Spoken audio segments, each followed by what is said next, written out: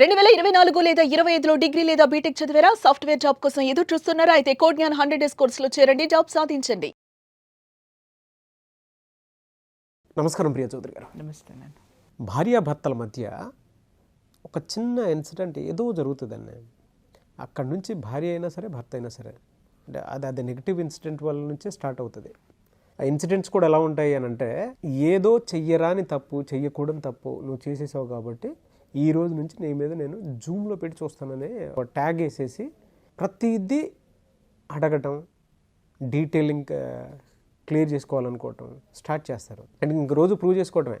నేను అది కాదు అని చెప్పాలన్నా కూడా, ఆహా నువ్వు అదే, ఏది దీనికి ప్రూఫ్ చూపించాను, ఉండదు, దొరకదు. ఎందుకు ప్రూఫ్లు ఉంటాయి? కొన్నిటికి మనం కొన్ని కళ్ళతో చూసేదానికి, చెవులతో వినేదానికి, దాని వెనక అర్థాలు కొన్నిసార్లు ఎక్కడో ఉంటాయి. తీసుకొచ్చి ముందు పెట్టాలి అని అంటే జరగని పని అది. దానివల్ల అంటే భార్యాభర్తలో మిస్అండర్స్టాండింగ్ ఎక్కువగా ఉండేటువంటివి ఇవే కనిపిస్తూ ఉంటాయి మనకి. ప్రతిరోజు ప్రూవ్ చేసుకోవాలంటే ఎలా? ఆ బంధాన్ని నిజంగా ఇవాళ ప్రతి భార్యాభర్త ఫేస్ చేసేదే. మానసికంగా ఎంత క్షోభన అంటే అది కొంతమందికి, అరే అమ్మ అసలు వదిలేసి వెళ్ళిపోతే బెటర్ కదా, ఇంత అనుమానం మన మీద ఉన్నప్పుడు రోజు ఇదే కావాలంటే ఎక్కడి నుంచి పడతాము అనేటువంటిది చేస్తుంది. అది కూడా ఎక్కడి నుంచి స్టార్ట్ అవుతుంది చెప్తాను చూడండి. నైట్ 8 అయితే చాలు.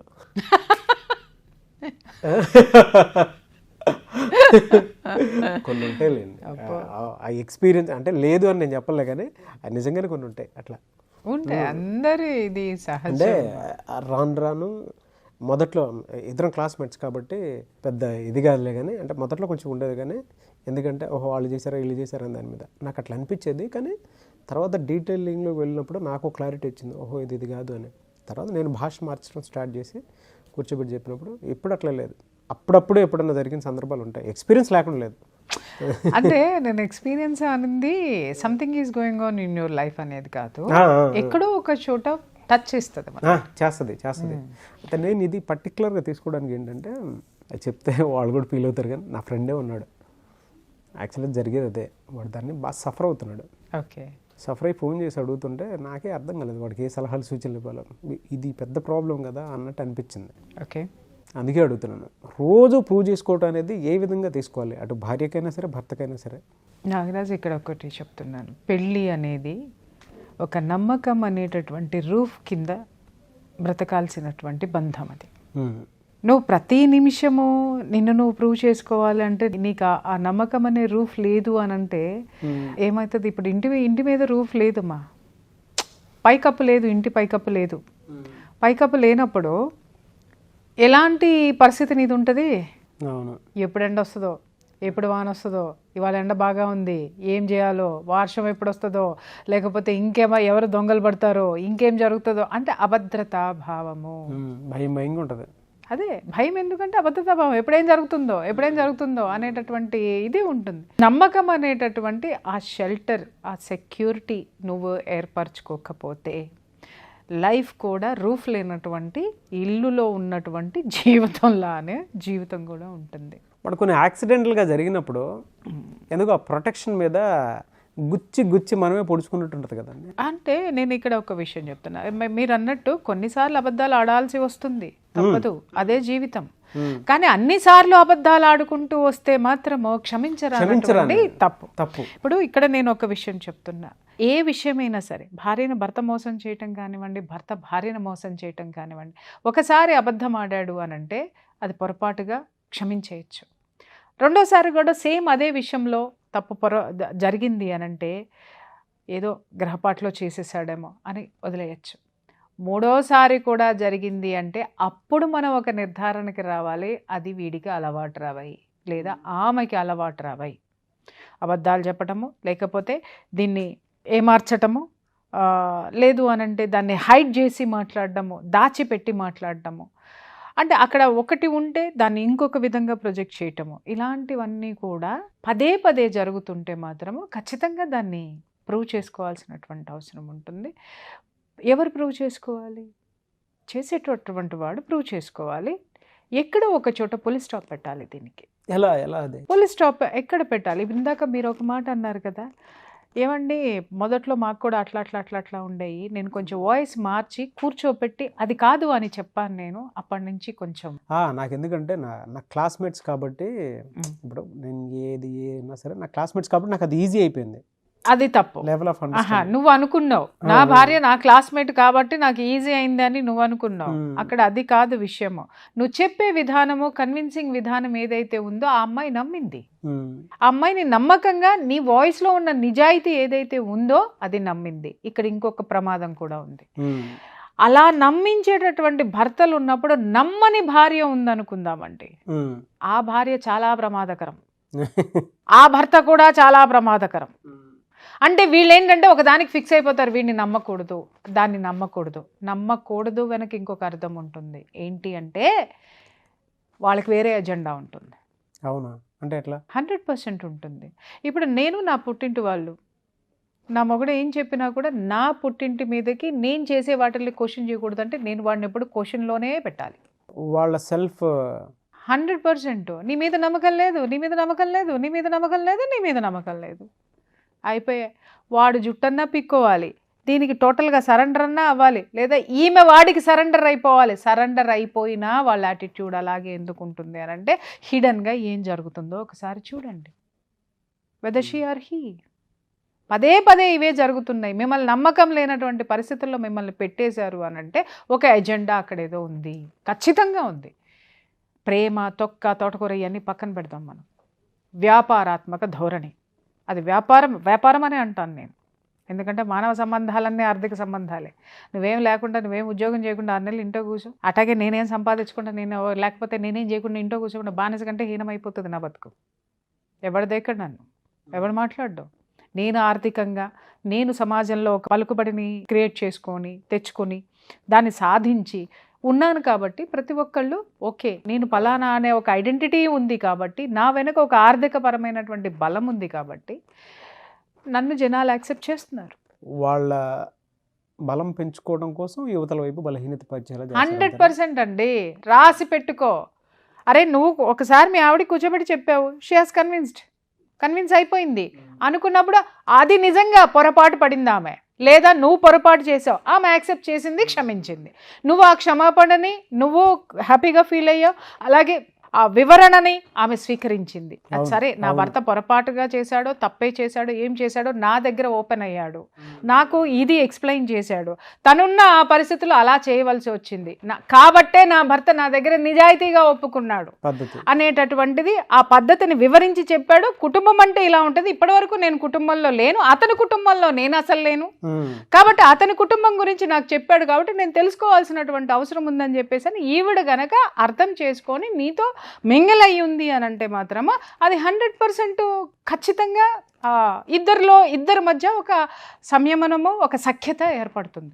అలా కాకుండా ఆ నిమిషాన విని మళ్ళీ తర్వాత మళ్ళీ సేమ్ అదే యాటిట్యూడ్లోకి మనుషులు కనుక వెళ్ళారు అని అంటే మాత్రము వాస్తవంగా చెప్తున్నా, నీ మీద నమ్మకమే లేదు, నీ మీద కానీ నా మీద కానీ, ఇటు నుంచి వచ్చినా అటు నుంచి వచ్చినా కూడా ఏంటంటే వాళ్ళు మనల్ని నమ్మకుండా ఏది నమ్ముతున్నారు, దేనికోసం ఈ అపనమ్మకాన్ని క్రియేట్ చేస్తున్నారు అనేటటువంటి విషయాన్ని కూడా మనం ఒకసారి గమనించాలి. నువ్వు కానీ నేను కానీ, వర్కింగ్ ఉమెన్ కానీ, వర్కింగ్ మెన్ కానీ, నాగరాజు, మన టాస్కుల్లో మనం బిజీగా ఉంటాం, మనకేం పని లేదు. కానీ మన మీద అబ్జర్వేషన్ పెట్టే జనం ఉన్నారనుకుందాం ఇంట్లో, వాళ్ళకి అదే పని. మన వీక్ పాయింట్స్ ఏంటి, అదంత టార్చర్ ఉంటే ఎట్లా బేర్ చేయాలి, అసలు దాని నుంచి బయటపడాలన్నా కూడా ఒక పాయింట్ కనిపించాలి కదా. అంటే ఇక్కడ ఒక విషయం ఏంటంటే, అసలు ఈ వివాహ బంధం అంటే ఏంటో, అసలు భర్త విలువ ఏంటో, అసలు భార్య విలువ ఏంటో తెలుసుకోకుండా, ఈ బంధం విలువ తెలుసుకోకుండా దీంట్లోకి వచ్చిన వాళ్ళు చేసేటటువంటి పని ఇది. ఇప్పుడు నేను చాలా కౌన్సిలింగ్స్ ఇస్తున్నాను కదా నాగరాజు, నాకు రోజు నేను ఎందుకు మాట్లాడుతున్నాను, నేను నీతో కౌన్సిలింగ్ క్లోజ్ చేస్తున్నాను నాగరాజు, క్లోజ్ చేస్తున్నాను నేను ఎందుకు అంటున్నాను అని అంటే, నా కళ్ళ ఎదురుకుండా నాటకాలు ఆడేవాళ్ళు బోల్డ్ మంది కనిపిస్తున్నారు, కానీ ఆ నాటకాలని కప్పిపుచ్చి కలిపే ప్రయత్నం చేయాలంటే నాకే బాధగా ఉంది. ఎందుకంటే కలిపినా కూడా మళ్ళీ 1 సంవత్సరం 2 సంవత్సరాల తర్వాత మళ్ళీ కొట్టుకుసేస్తారు వాళ్ళు. ఎందుకనంటే అక్కడ ఉన్నది అబద్ధం, ఆ అబద్ధం ఎప్పటికీ కూడా ఆ అబద్ధమే నిజమవుతుంది, ఆ నిజాన్ని ప్రొజెక్ట్ చేస్తుంది. సో అటువంటప్పుడు వాళ్ళ మధ్య సఖ్యత ఎప్పటికొస్తుంది? ఎప్పటికొస్తుంది? నిన్ను నేను క్షమిస్తాను, లేకపోతే నిన్ను నేను క్షమించాను, లేదా నిన్ను నేను యాక్సెప్ట్ చేస్తాను అనేటటువంటి ధోరణి యువతల భార్యలో కానీ అవతల భర్తలో కానీ ఉంటేనే ఆ సంసారం అనేది అలా వెళ్తుంది. అలా కాకుండా నా హిడెన్ అజెండా నేను పెట్టేసుకొని, నీ హిడెన్ అజెండా నువ్వు పెట్టేసుకొని, నీ ఫ్యామిలీది నీది, నా ఫ్యామిలీది నాది పెట్టుకొని, నేను నిన్ను ప్రతిదానికి నిన్ను క్వశ్చన్ మార్క్ చేస్తూ, నేను నిన్ను ప్రతిదానికి చూపించు, చెయ్యి, మాట్లాడు, చెయ్యి, ఇది అది కదా, అప్పుడు ఇది కదా అని అంటే అసలు ఆ దాంపత్యానికి అర్థమేంటి? దేనికున్నాం మనము?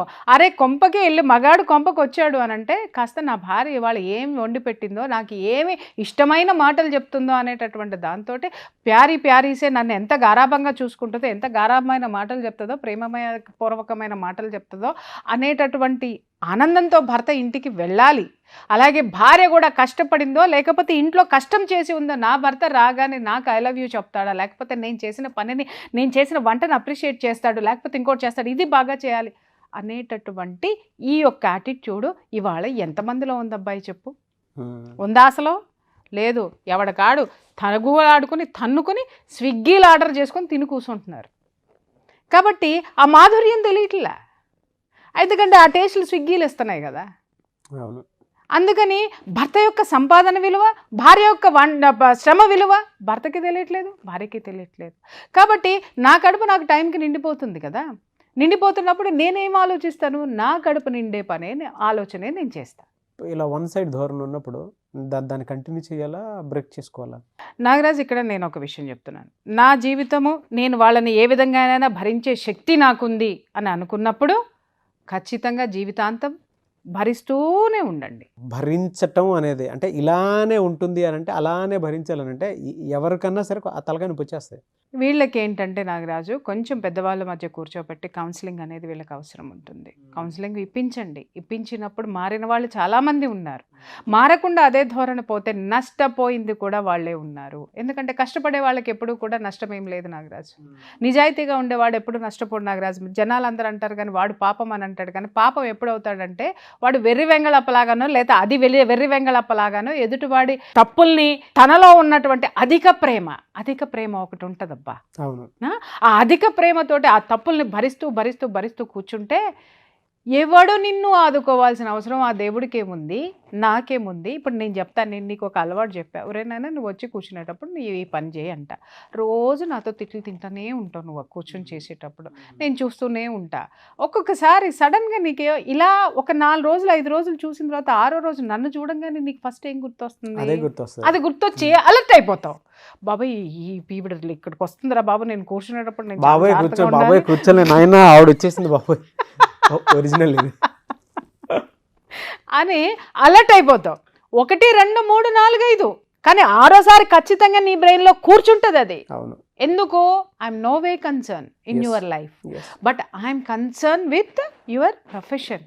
కాబట్టి ఈ ప్రొఫెషన్లో నేనేం చెప్తున్నాను అది చెయ్యకపోతే ఇక్కడ లింక్ తెగిపోతుంది. అవును, ఆ లింక్ అవసరం అనుకున్నప్పుడు నువ్వు ఫాలో అవ్వాలి. అలాగే దాంపత్యంలో కూడా నేను ఇది ఫాలో అవ్వకపోతే నా భార్యని నేను ఈ విధంగా చీట్ చేస్తున్నాను, నేను ఇది ఆపుకోకపోతే నా బంధం తెగిపోతుందని భర్త అనుకుని తన తప్పును తెలుసుకొని కాంప్రమైజింగ్కి రావడము వచ్చినా, అలాగే భార్య అరే నా స్వార్థంతోటో లేకపోతే నా మొండితనంతోటో లేదా నాకు ఇదే కావాలి అనేటటువంటి మూర్ఘత్వంతోటో నేను నా సంసారాన్ని, నాకు పుట్టిన బిడ్డల్ని, నా భర్తని లేదా నా అత్తమామల్ని, నా కుటుంబం అనుకునేటటువంటి దాన్ని నేను రోడ్డు మీద పడేసుకుంటున్నాను, ఇది కరెక్ట్ కాదు, నా కుటుంబం ఉంటే నా బలమే నా కుటుంబము, నా భర్త అనుకొని ఎప్పుడైతే తను రియలైజ్ అయ్యి తను కాంప్రమైజింగ్కి వస్తుందో అప్పుడే దాంపత్యం కూడా నిండు నూరేళ్ళు హాయిగా ఆనందంగా ఉంటుంది.